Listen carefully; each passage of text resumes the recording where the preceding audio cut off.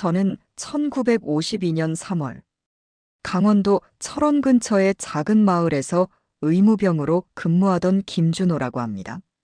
26의 나이에 한국 전쟁에 자원 입대한 저는 원래 의대생이었지만 전쟁이 터지자 조국을 위해 총 대신 의료 키트를 들고 전장으로 뛰어들었습니다.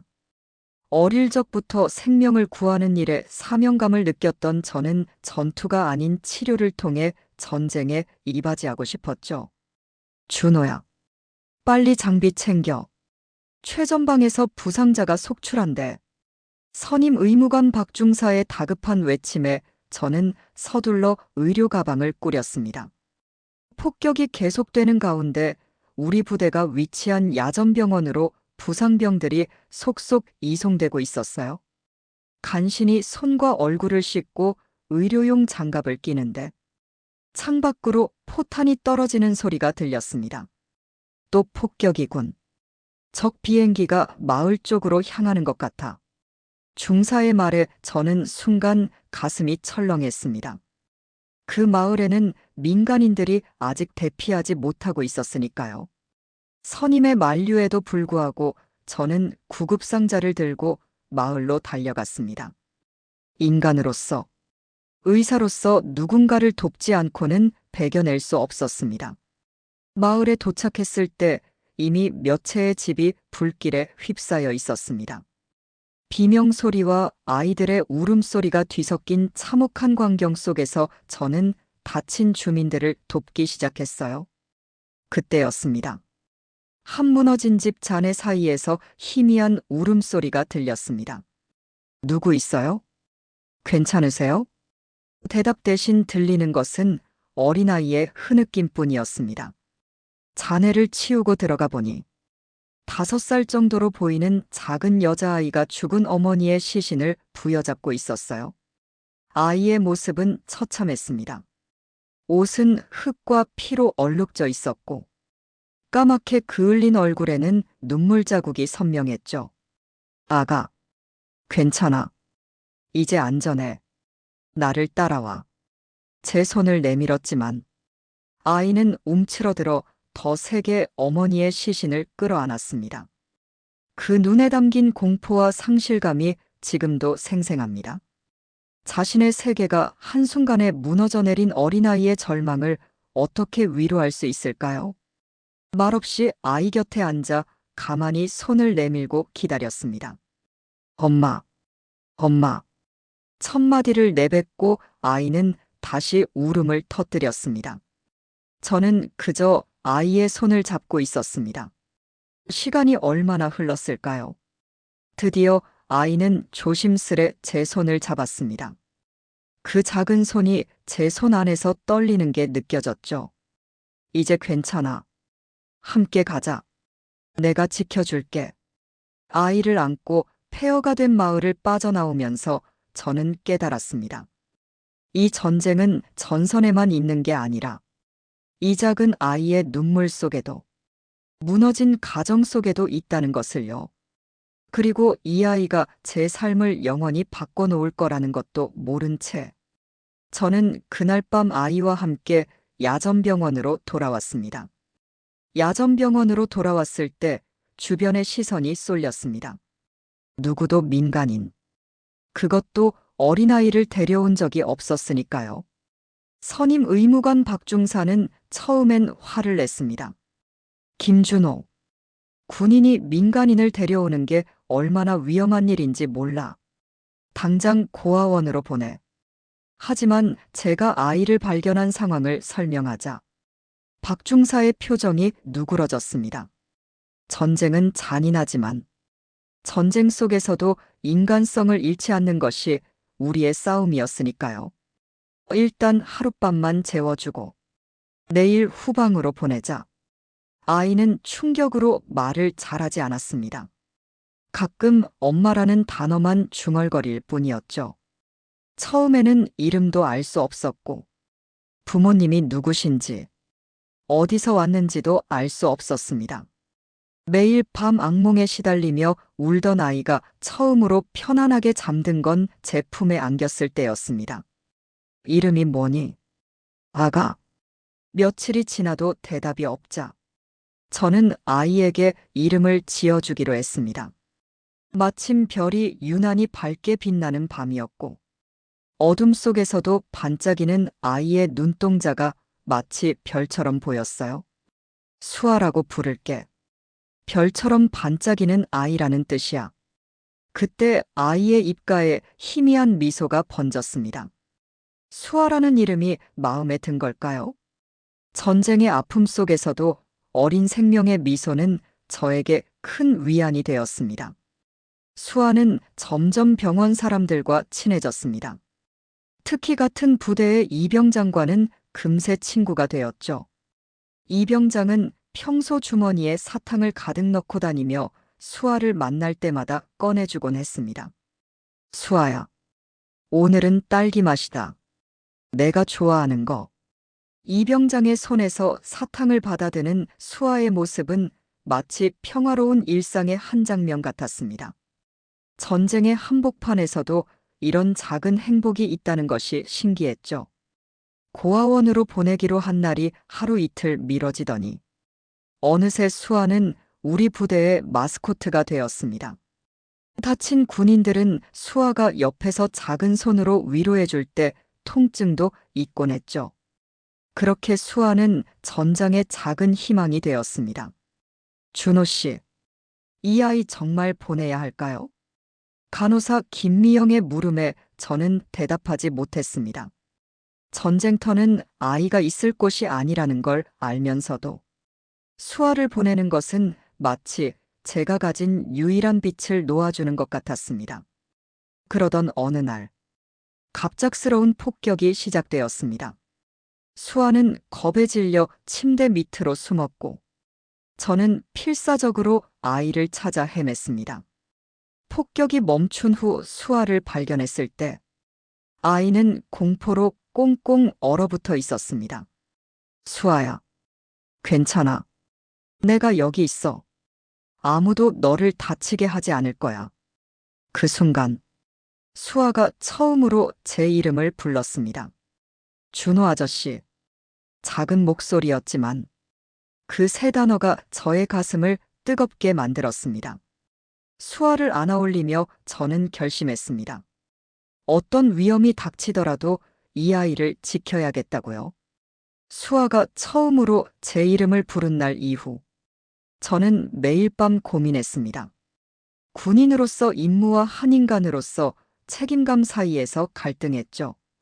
전쟁은 계속되고 있었고 매일 새로운 부상자들이 들어왔습니다. 수아는 점점 말수가 늘어났지만 부모님이나 가족에 대한 기억은 여전히 꺼내지 않았습니다. 아마도 너무 큰 상처여서 스스로 잊어버린 것 같았습니다. 김의무병. 상부에서 지시가 내려왔어. 이 지역 민간인들은 모두 후방으로 대피시키라고 해. 대대장의 명령이었습니다. 더 이상 수아를 부대에 둘 구실이 없어진 순간이었죠. 하지만 저는 수아를 보낼 수 없었습니다. 수아에게 이미 약속했으니까요. 절대로 혼자 두지 않겠다고. 대대장님, 수아는 특별한 경우입니다. 저희가 돌볼 수 있습니다. 제 말에 대대장은 고개를 저었습니다. 김준호, 내 마음은 이해하지만 이건 명령이야. 내일 아침 수송 트럭이 온다. 그때 아이를 보내라. 그날 밤, 저는 큰 결심을 했습니다. 군인으로서는 있을 수 없는 선택이었지만, 인간으로서는 피할 수 없는 결정이었습니다. 수아를 데리고 탈영하기로 한 거죠. 수아야, 우리 내일 아침 일찍 여행을 떠날 거야. 아무에게도 말하면 안 돼. 알았지? 수아는 눈을 동그랗게 뜨고 고개를 끄덕였습니다. 그 믿음에 찬 눈빛이 제 결심을 더욱 굳게 했습니다. 새벽녘, 저는 의약품과 식량을 챙겨 수아의 손을 잡고 야전병원을 빠져나왔습니다. 목적지는 제 고향 부산이었습니다. 가족들이 있는 곳이라면 수아도 안전하게 지낼 수 있을 거라 생각했죠. 우리는 산길로 남아했습니다. 군인의 눈을 피해 민간인 옷으로 갈아입고 낮에는 숨고 밤에만 이동했습니다. 수아는 힘들다는 말 한 번 없이 저를 따라왔습니다. 가끔 발이 아픈지 절뚝거릴 때면 제가 등에 업고 걸었죠. 준호 아저씨, 우리 어디 가는 거예요? 아저씨 고향에 가는 거야. 그곳에는 전쟁이 없어. 수아가 마음껏 뛰어놀 수 있는 곳이지. 하지만 현실은 녹록지 않았습니다. 사흘째 되는 날, 우리는 적군의 매복 지점에 걸려들고 말았습니다. 숲속에서 쉬고 있던 중 갑자기 총성이 울렸습니다. 저는 본능적으로 수아를 감싸 안고 땅바닥에 엎드렸습니다. 수아야, 소리 내지 마. 숨죽이고 있어. 공포에 질린 수아의 눈에서 눈물이 흘러내렸습니다.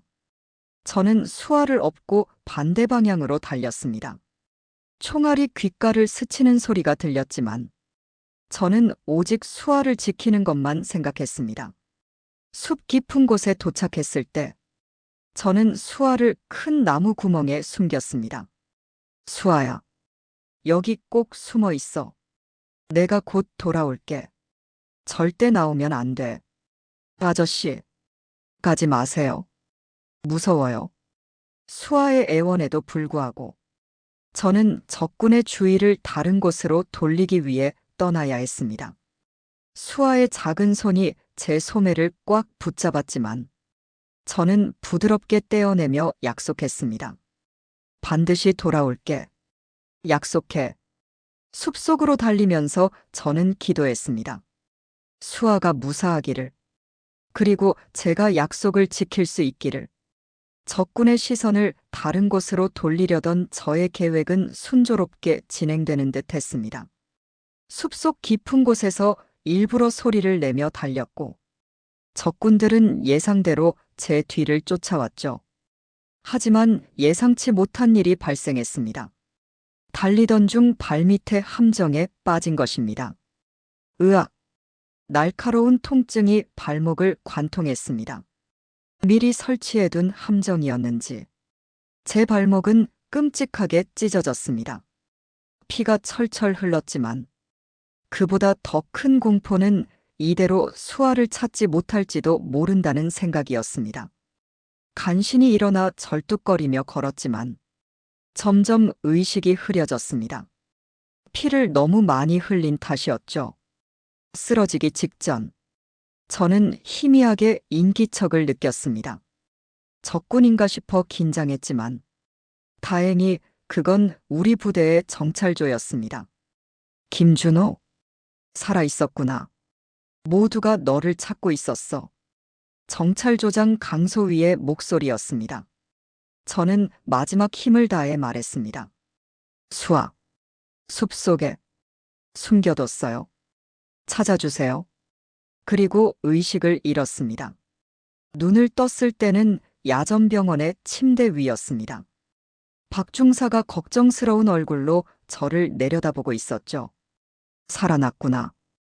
이 바보 같은 녀석.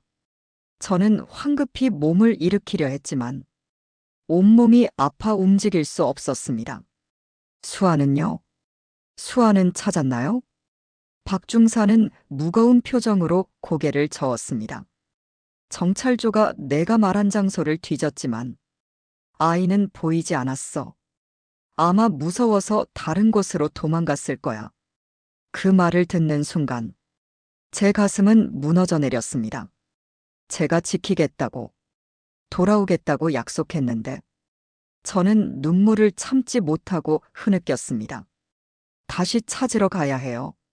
수아는 혼자서 살아남을 수 없어요. 넌 지금 상태로는 걷지도 못해.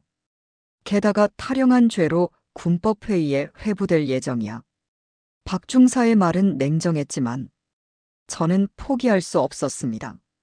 그날 밤 저는 다시 병원 침대에서 빠져나와 수아를 찾기로 결심했습니다.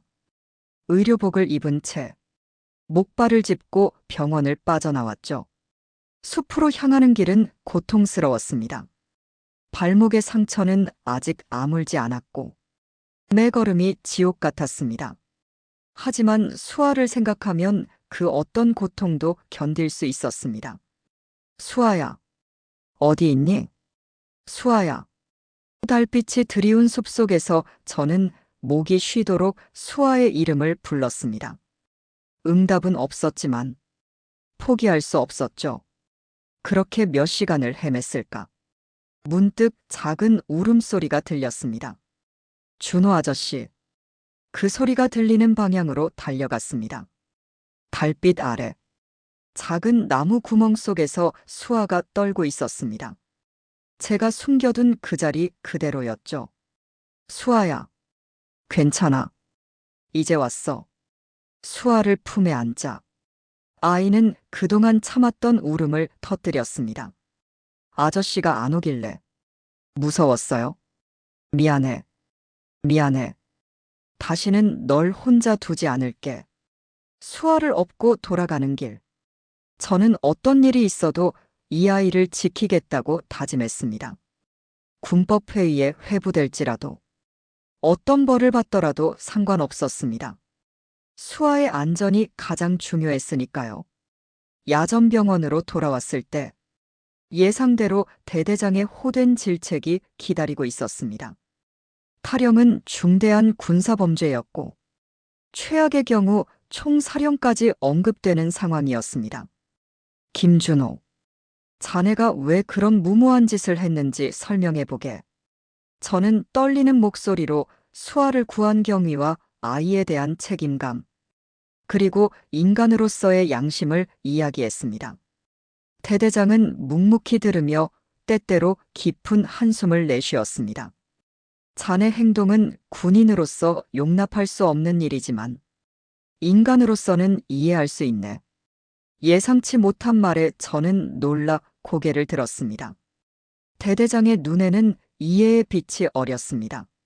나도 딸이 있어. 전쟁 전에 후방으로 보냈지. 매일 밤 그 아이의 안전을 걱정하며 잠들지. 그런 마음 이해 못할 것 같나? 대대장은 잠시 생각에 잠기더니 결정을 내렸습니다. 군법회의는 열지 않겠네. 대신 자네에게 특별 임무를 부여하겠어. 민간인 의료지원 부대를 조직하고 그 아이와 다른 전쟁고아들을 돌보는 임무야.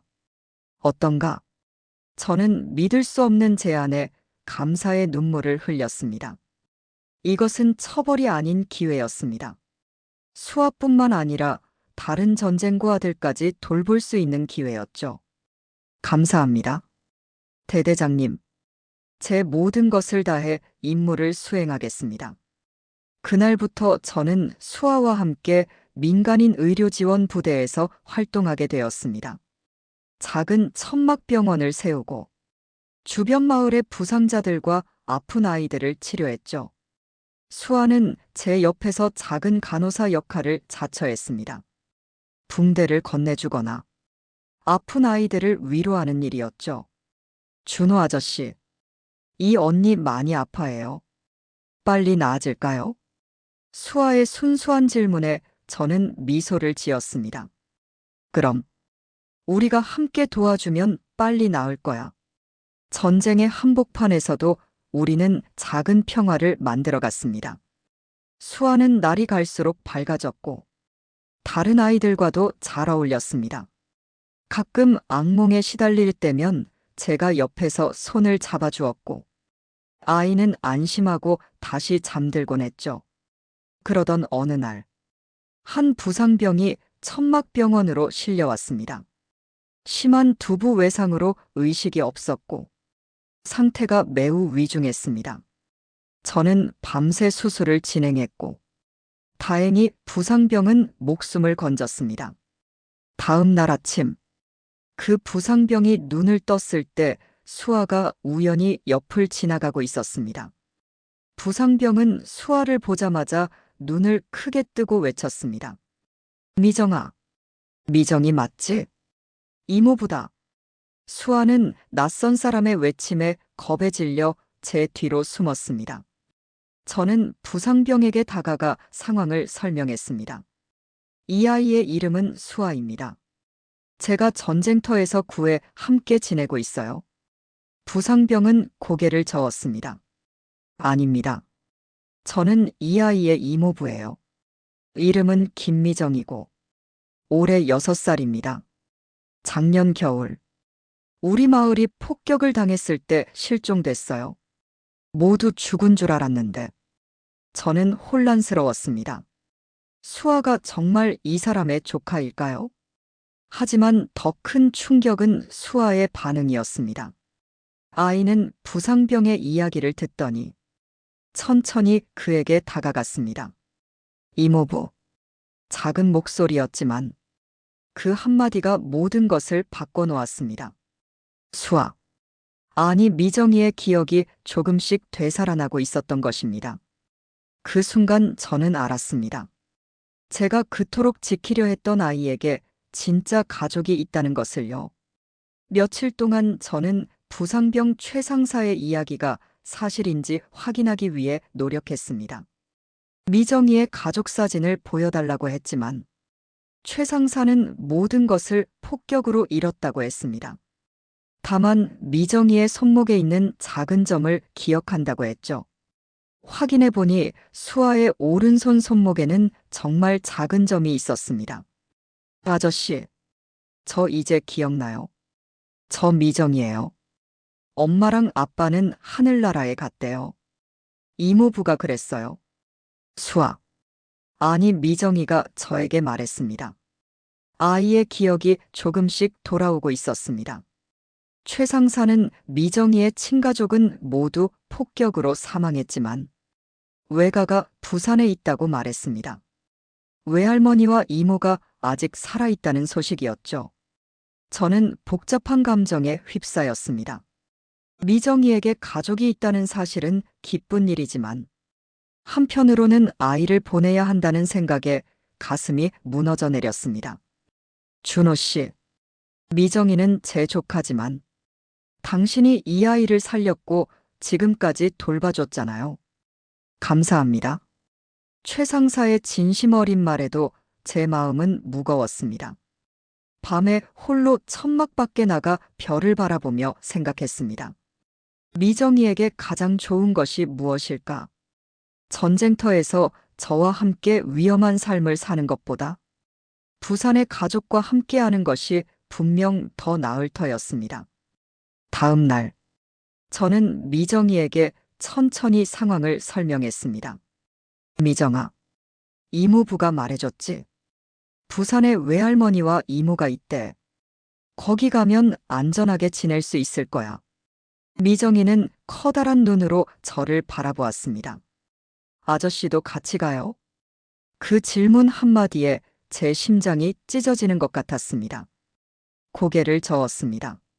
아저씨는 여기 남아서 다른 아픈 사람들을 도와야 해. 하지만 전쟁이 끝나면 꼭 만나러 갈게. 미정이의 눈에 눈물이 고였습니다. 작은 손으로 제 옷자락을 꼭 붙잡았죠. 싫어요. 아저씨랑 떨어지기 싫어요. 아이를 품에 안고 저도 참았던 눈물을 흘렸습니다. 하지만 결정은 이미 내려진 상태였습니다. 최 상사가 회복되는 대로 미정이를 부산으로 데려가기로 했습니다. 저는 마지막 며칠 동안 미정이와 가능한 많은 시간을 보내려 노력했습니다. 함께 들판에 나가 꽃을 꺾고 미정이가 좋아하는 이야기책도 읽어주었습니다. 미정아, 이 책 가져가. 혼자 있을 때 읽으면 아저씨가 옆에 있는 것 같을 거야. 낡은 동화책을 건네자 미정이는 소중히 받아들었습니다. 책 표지에 제 이름을 쓰고 작은 하트도 그려 넣었습니다. 미정이는 그 책을 꼭 안고 잠들었습니다. 떠나기 전날 밤, 갑작스러운 폭격이 시작되었습니다. 적군이 우리 의료지원 부대의 위치를 파악한 것 같았습니다. 저는 미정이를 안고 대피소로 달려갔습니다. 무서워요. 아저씨. 귓가에 들리는 미정이의 떨리는 목소리가 저를 더 필사적으로 만들었습니다. 대피소에 도착했을 때 다른 환자들과 의료진들도 모여 있었습니다. 그러나 최 상사의 모습은 보이지 않았습니다. 최 상사가 어디 있지? 누군가가 대답했습니다. 아직 천막에 있어요. 다리가 불편해서 빨리 움직이지 못했을 거예요. 저는 미정이를 간호사에게 맡기고 최 상사를 찾으러 밖으로 뛰쳐나갔습니다. 폭격 속을 뚫고 천막으로 돌아갔을 때 최 상사는 침대에서 간신히 일어나려 하고 있었습니다. 빨리요. 함께 대피소로 가야 합니다. 최 상사를 부축해 대피소로 향하는 순간 머리 위로 전투기가 지나갔습니다. 곧이어 엄청난 폭발음과 함께 충격파가 저희를 덮쳤습니다. 눈앞이 새하얘지고 귀가 먹먹해졌습니다. 정신을 차렸을 때 저는 병상에 누워 있었습니다. 몸 여기저기가 아팠지만 특히 왼쪽 다리가 심하게 다친 것 같았습니다. 박 중사가 제 침대 옆에 앉아 있었죠. 드디어 깨어났구나. 사흘이나 의식불명이었어. 저는 혼란스러운 상태에서 가장 먼저 미정이를 찾았습니다. 미정이는요? 미정이는 괜찮아요? 박 중사의 표정이 무거워졌습니다. 미정이는 무사해. 하지만 최 상사는 폭격으로 많은 피를 흘렸어. 살릴 수 없었다. 그 말을 듣자 가슴이 무너져 내렸습니다. 최 상사는 미정이의 마지막 혈육이었습니다. 이제 아이를 부산의 외가로 데려갈 사람이 없게 된 것이죠. 미정이를 보고 싶어요. 잠시 후 미정이가 병실로 들어왔습니다. 아이의 얼굴에는 상처 자국이 있었지만 저를 보자 환하게 웃었습니다. 아저씨, 드디어 일어났어요. 미정이가 달려와 제 품에 안겼습니다. 작은 손으로 제 얼굴을 어루만지며 눈물을 닦아주었죠. 아저씨, 울지 마세요. 미정이가 옆에 있잖아요. 아이의 순수한 위로에 더 큰 책임감을 느꼈습니다. 이제 미정이를 부산으로 데려갈 사람은 오직 저뿐이었습니다. 하지만 제 상태로는 당장 이동할 수 없었습니다. 의사는 최소 한 달은 요양해야 한다고 했습니다. 그날 밤, 미정이는 제 침대 옆에서 함께 잤습니다. 작은 손을 꼭 잡고 자는 아이의 모습을 보며 무거운 결심을 했습니다. 미정이를 부산의 가족에게 데려다 주고 전쟁이 끝나면 정식으로 입양 신청을 하기로 한 것입니다. 다음 날, 대대장이 병실을 찾아왔습니다. 준호, 자네 상태가 심각하네. 후방병원으로 이송해야 할 것 같아. 저는 이 기회를 놓치지 않았습니다. 대대장님, 그렇다면 미정이를 데리고 부산으로 가도 될까요? 그곳에 아이의 외가가 있습니다. 대대장은 잠시 생각하더니 고개를 끄덕였습니다. 좋아. 자네와 아이 모두 다음 주 후송 수송기로 보내주지. 이 소식을 들은 미정이는 기뻐하면서도 혼란스러워했습니다. 아저씨, 부산에 가면 외할머니도 만나고 이모도 만날 수 있어요? 그래, 미정아. 그리고 아저씨도 함께 있을 거야. 미정이의 얼굴에 안도의 미소가 번졌습니다. 아이에게 최대한 안정감을 주고 싶었지만 마음 한구석에는 불안함이 자리 잡고 있었습니다. 미정이의 외가가 아직 그 자리에 있을지, 아이를 받아줄 수 있을지 확신할 수 없었기 때문이죠. 일주일 후, 저와 미정이는 후방으로 가는 수송기에 몸을 실었습니다. 제 다리는 여전히 불편했지만 부산으로 가는 여정을 위해 목발을 짚고 힘을 내었습니다. 미정이는 제 옆에서 한시도 떨어지지 않았고 때때로 제가 걷기 힘들어할 때면 작은 손으로 부축하려 했습니다. 아저씨, 힘들어요? 미정이가 도와드릴게요. 그 순수한 배려가 가슴을 따뜻하게 했습니다. 전쟁의 상처를 딛고 다시 웃을 수 있는 아이의 모습에서 희망을 보았습니다. 부산에 도착한 날, 미정이는 설렘과 불안이 교차하는 표정이었습니다. 기억 속의 외할머니와 이모를 만난다는 기대와 낯선 환경에 대한 두려움이 뒤섞인 듯 했습니다. 아저씨, 외할머니가 저를 알아볼까요? 물론이지. 할머니는 미정이를 절대 잊지 않았을 거야. 최 상사가 남긴 메모에 적힌 주소를 찾아 우리는 부산의 작은 골목으로 향했습니다.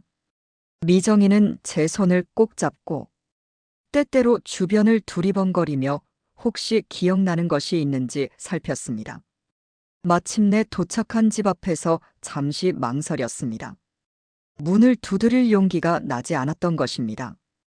만약 이 집에 미정이의 가족이 없다면 또다시 아이에게 실망을 안겨주게 될 테니까요. 미정이가 슬며시 제 손을 당겼습니다. 아저씨, 문 두드려요. 외할머니가 기다리고 있을지도 몰라요. 아이의 용기에 저도 힘을 내어 문을 두드렸습니다. 잠시 후, 백발의 노인이 문을 열었습니다. 문을 연 노인은 저와 미정이를 의아한 표정으로 바라보았습니다. 제가 입을 열기도 전에 미정이가 앞으로 나섰습니다. 외할머니. 노인의 눈이 커졌습니다. 떨리는 손으로 안경을 고쳤으며 미정이를 자세히 들여다보았죠. 미정아, 우리 미정이니? 순간 노인의 눈에 눈물이 고였습니다. 떨리는 손을 뻗어 미정이의 얼굴을 만졌습니다. 맙소사, 정말 내가 미정이구나. 살아있었구나. 외할머니는 미정이를 품에 안고 오열했습니다. 저는 그 모습을 보며 복잡한 감정이 몰려왔습니다. 기쁨과 안도, 그리고 미정이와 헤어질 수도 있다는 두려움이 뒤섞였죠. 집 안으로 들어가자 미정이의 이모도 있었습니다. 30대 초반으로 보이는 여성은 미정이를 보자마자 달려와 안았습니다. 미정아, 정말 내가 맞구나. 어떻게 살아 돌아온 거니? 모두가 눈물바다였습니다. 저는 그들에게 미정이를 찾은 경위와 지금까지의 여정을 설명했습니다. 최 상사를 만난 일, 그리고 그가 전사한 사실까지 모두 말했죠. 정말 감사합니다. 김 선생님이 아니었다면 우리 미정이를 다시 볼 수 없었을 거예요. 미정이의 이모 수연 씨가 깊이 고개를 숙였습니다. 외할머니도 저의 손을 꼭 잡으며 고마움을 표했죠. 우리 집에서 지내세요. 다리도 불편하신데 편히 쉬다 가시길 바랍니다. 저는 감사히 그 제안을 받아들였습니다. 당장 돌아갈 곳도 없었고 미정이와 좀 더 시간을 보내고 싶었으니까요. 외할머니는 작은 방을 내어주었고 수연 씨는 정성껏 식사를 차려주었습니다. 그날 밤 미정이는 외할머니와 이모의 방에서 자기로 했습니다. 아이가 문간에서 망설이며 저를 바라볼 때 저는 용기를 내어 웃어 보였습니다. 괜찮아, 미정아. 외할머니와 이모랑 자. 아침에 만나자. 미정이는 고개를 끄덕이며 작은 손을 흔들었습니다. 잘 자요. 아저씨.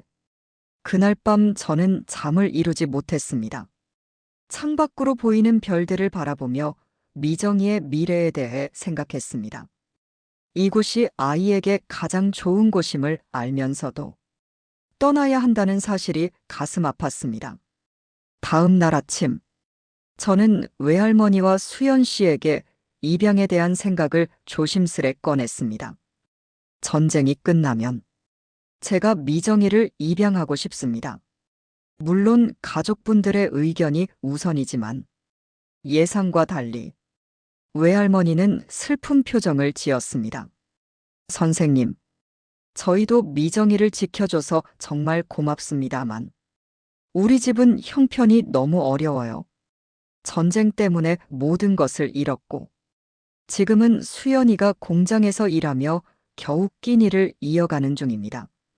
수연 씨가 이어 말했습니다.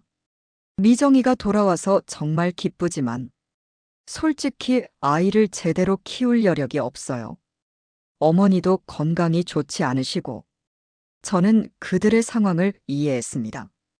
전쟁은 모든 이의 삶을 파괴했고 미정이의 가족도 예외는 아니었습니다. 잠시 침묵 후 수연 씨가 조심스레 제안했습니다. 선생님이 정말 미정이를 입양하고 싶으시다면 저희는 반대하지 않겠습니다. 미정이도 선생님을 너무 따르는 것 같고 아이에게 더 좋은 미래를 주실 수 있을 것 같아요. 그 말을 듣자 심장이 빠르게 뛰었습니다. 정말 미정이를 제 딸로 맞이할 수 있을까요? 하지만 현실적인 문제가 있었습니다. 지금 당장은 어렵습니다. 저도 군 복무 중이고 다시 전선으로 돌아가야 해요. 하지만 전쟁이 끝나면 반드시 돌아오겠습니다. 외할머니는 고개를 끄덕였습니다. 선생님이 돌아올 때까지 우린 미정이를 돌볼게요. 어려워도 가족이니까요. 그때 미정이가 방으로 들어왔습니다.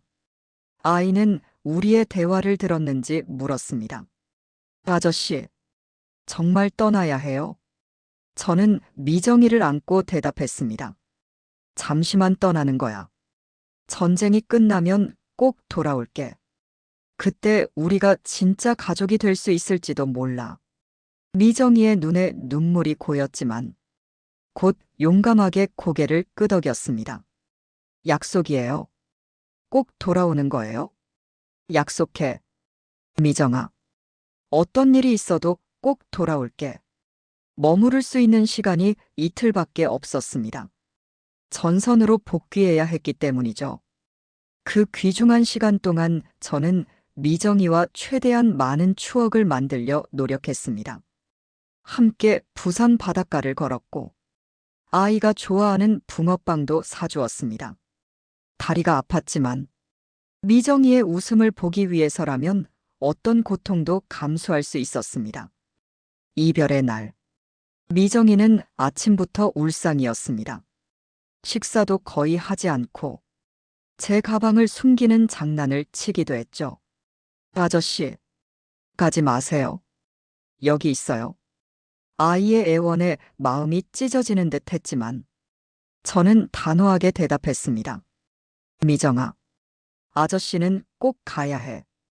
다른 다친 군인들을 도와야 하니까. 하지만 약속했잖아. 꼭 돌아온다고. 미정이는 눈물을 참으며 주머니에서 무언가를 꺼냈습니다. 작은 천 조각이었습니다. 이거 제가 만든 부적이에요. 아저씨가 다치지 않게 지켜줄 거예요. 손바느질로 삐뚤빼뚤하게 만든 부적에는 준호 아저씨 사랑해요라고 적혀 있었습니다. 그 순간 참았던 눈물이 흘러내렸습니다. 고마워. 미정아. 이 부적을 가지고 있으면 아저씨는 절대 다치지 않을 거야. 부적을 가슴에 품고 미정이를 꼭 안았습니다. 마지막으로 아이의 머리를 쓰다듬으며 약속했습니다. 1년 안에 꼭 돌아올게. 그때까진 외할머니와 이모랑 사이좋게 지내고 학교도 열심히 다니렴. 미정이는 울면서도 용감하게 고개를 끄덕였습니다. 네, 아저씨. 미정이가 착하게 기다릴게요. 편지도 쓸 거예요. 제가 떠나는 버스에 오르자 미정이는 작은 손을 힘껏 흔들었습니다. 버스가 움직이기 시작하자 아이는 잠시 달려오기도 했습니다. 그 모습이 창밖으로 작아질 때까지 저는 손을 흔들었습니다. 전선으로 돌아가는 길은 고통스러웠습니다. 미정이와 떨어진 빈자리가 너무 컸습니다. 그러나 가슴속 부적이 주는 따뜻함이 저를 지탱해 주었습니다. 반드시 살아남아 미정이에게 돌아가리라 다짐했습니다. 전선에 복귀했을 때 상황은 더욱 악화되어 있었습니다. 중공군의 개입으로 전세가 불리해졌고 우리 부대는 연일 밀리고 있었습니다. 저는 다시 의무병으로서 부상자들을 치료하며 하루하루를 버텼습니다. 김준호. 후방에서 잘 지냈나? 박중사가 반갑게 저를 맞이했습니다. 그에게 미정이의 이야기를 들려주자 중사는 감동했다는 듯 고개를 끄덕였습니다. 좋은 아버지가 될 것 같군. 전쟁만 끝나면 말이야. 네. 그래서 꼭 살아남아야 합니다. 미정이에게 약속했으니까요. 매일 밤, 저는 촛불 아래서 미정이에게 편지를 썼습니다. 아이가 읽기 쉽게 글씨를 크게 쓰고 간단한 그림도 그려 넣었습니다. 부대 통신병을 통해 편지를 붙였고 놀랍게도 미정이의 답장도 종종 도착했습니다. 서툰 글씨로 쓴 편지에는 일상 이야기와 함께 항상 빨리 와요. 준호 아저씨라는 문장이 포함되어 있었습니다. 전쟁은 계속되었고 저는 수없이 많은 부상자를 치료했습니다. 때로는 밤새 수술을 하기도 했고 때로는 구할 수 없는 생명 앞에서 좌절하기도 했습니다. 그럴 때마다 미정이의 부적이 저에게 힘을 주었습니다. 전선 상황이 최악일 때 저희 의무대는 적군에게 포위되었습니다. 탈출로가 완전히 차단된 상황이었죠. 병사들은 절망했지만 저는 포기할 수 없었습니다. 미정이에게 돌아가야 했으니까요. 김준호. 포위망을 뚫을 방법이 없어. 준비해. 박중사의 말에도 저는 계속 환자들을 치료했습니다. 그리고 기적처럼 유엔군의 공습이 시작되었고 저희는 탈출할 기회를 얻었습니다.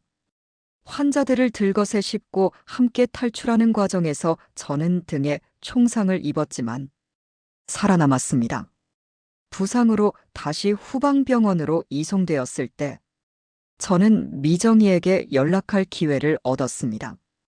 전화를 통해 아이의 목소리를 들었을 때 그동안의 고통이 녹아내리는 듯 했습니다. 아저씨, 다쳤다면서요? 괜찮아요? 괜찮아. 미정아, 조금만 쉬면 나아질 거야.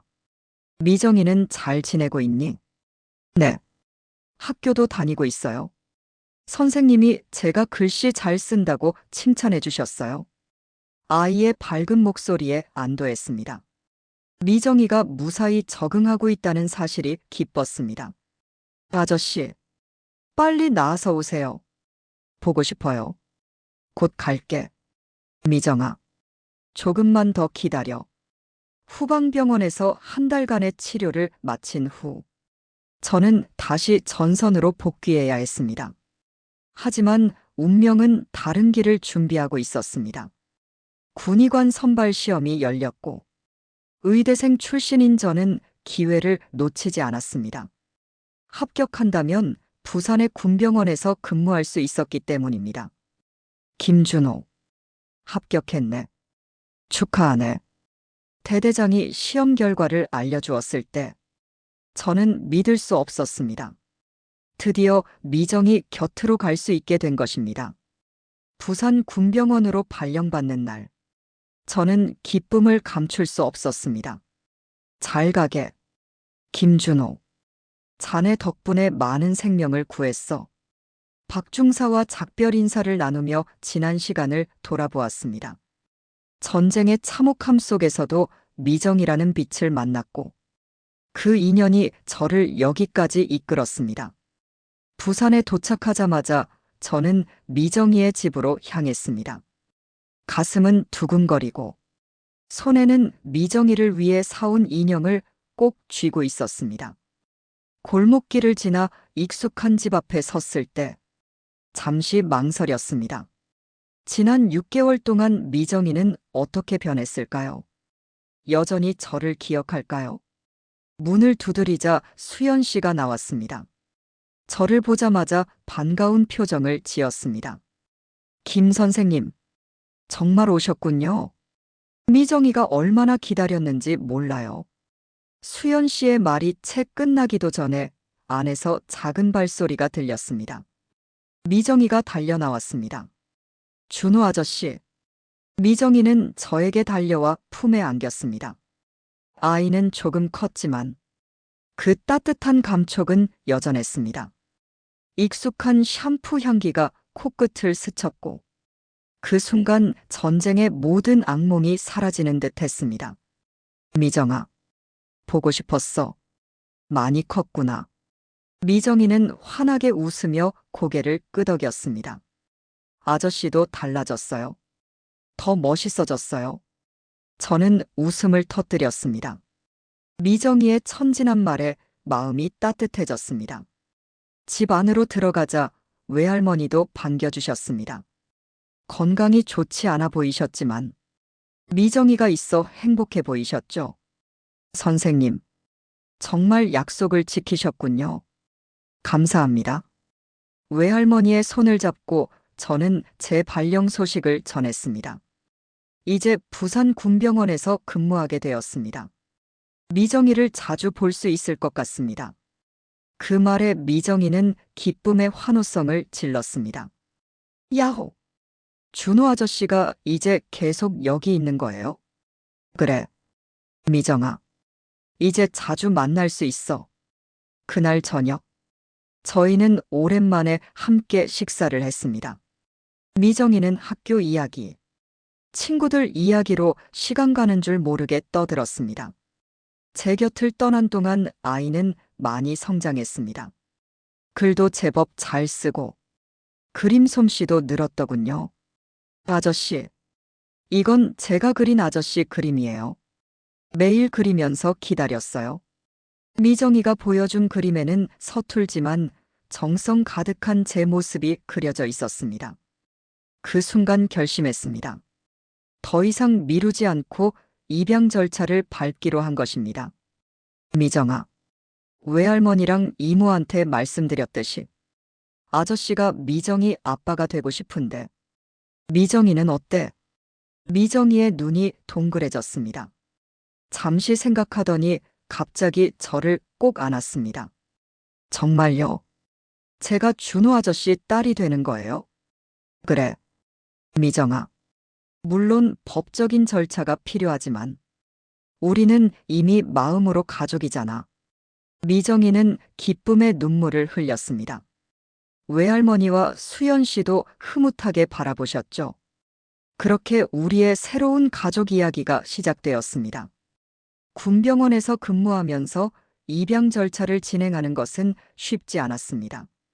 당시에는 입양법이 까다로웠고 특히 독신 남성이 여자아이를 입양하는 것은 더욱 어려웠습니다. 하지만 미정이와 저의 특별한 인연을 증명하는 군 기록과 미정이 가족의 동의가 큰 도움이 되었습니다. 입양 심사관이 저희를 방문했을 때 미정이는 제가 얼마나 좋은 아빠가 될 수 있는지 열심히 설명했습니다. 준호 아저씨는 저를 전쟁에서 구해줬어요. 제가 아플 때 간호해주고 무서울 때 안아줬어요. 세상에서 제일 좋은 아빠가 될 거예요. 미정이의 순수한 말에 심사관도 감동했는지 미소를 지었습니다. 몇 주의 심사 기간 후 마침내 입양 허가가 나왔습니다. 그날 저는 미정이와 함께 해변을 걸었습니다. 노을이 지는 바다를 배경으로 미정이에게 약속했습니다. 이제 우리는 진짜 가족이야. 미정아, 아빠가 항상 너를 지켜줄게. 미정이는 작은 손으로 제 손을 꼭 잡았습니다. 저도 아빠 지켜줄게요. 우리 영원히 함께해요. 전쟁이 끝나고 평화가 찾아왔을 때 저는 군의관 생활을 정리하고 부산에서 작은 소아과 의원을 열었습니다. 미정이는 의사가 된 저를 자랑스럽게 여겼고 종종 병원에 와서 간호사 역할을 했습니다. 부산의 아이들에게 미정이 아빠 선생님으로 불리는 것이 저는 무척 행복했습니다. 수연 씨도 저희 병원에서 일하게 되었고 외할머니는 저희 집에서 함께 살게 되었습니다. 전쟁이 앗아간 것들이 많았지만 또한 전쟁을 통해 저는 가장 소중한 가족을 얻었습니다. 미정이는 자라서 훌륭한 소아과 의사가 되었습니다. 전쟁의 상처를 딛고 일어선 아이가 이제는 다른 아이들의 상처를 치료하는 의사가 된 것입니다. 어느 날 병원에서 퇴근길에 미정이가 물었습니다. 아빠, 후회한 적 있어요? 그날 저를 발견하지 않았더라면 아빠 인생은 완전히 달라졌을 텐데. 저는 미소를 지으며 대답했습니다. 단 한 번도 후회한 적 없어. 미정아, 내가 내 삶의 가장 큰 축복이야. 지금 저는 70이 넘은 나이로 미정이가 운영하는 병원에서 가끔 아이들에게 옛날 이야기를 들려줍니다. 전쟁 이야기가 아닌 사랑과 희망의 이야기를 말이죠. 미정이와 제가 만난 그 운명적인 순간부터 지금까지 우리의 이야기는 전쟁 속에서도 피어난 가족의 기적을 보여주고 있습니다. 전쟁은 많은 것을 파괴했지만 동시에 우리에게 소중한 인연을 선물했습니다. 외롭고 상처받은 두 영혼이 만나 서로를 치유하고 가족이 된 이야기. 그것이 바로 저와 미정이의 이야기입니다. 어느 날 미정이의 딸 수연이가 물었습니다. 할아버지는 어떻게 엄마를 만났어요? 저는 미정이를 바라보며 미소 지었습니다. 그리고 이야기를 시작했습니다. 그건 아주 특별한 만남이었단다. 전쟁이라는 어둠 속에서 찾은 작은 별빛 같은 만남이었지. 오늘도 저는 감사합니다. 그날의 용기, 그리고 그 작은 결정이 제 인생을 얼마나 풍요롭게 만들었는지. 운명이란 참 신비로운 것입니다. 가장 암울한 시간 속에서도 희망의 씨앗은 싹트고, 가장 예상치 못한 만남이 인생을 바꾸기도 하니까요. 제 이야기가 누군가에게 용기가 되길 바랍니다.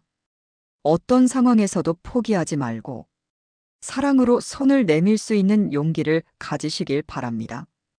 그것이 제가 미정이를 통해 배운, 그리고 여러분께 전하고 싶은 가장 소중한 교훈입니다.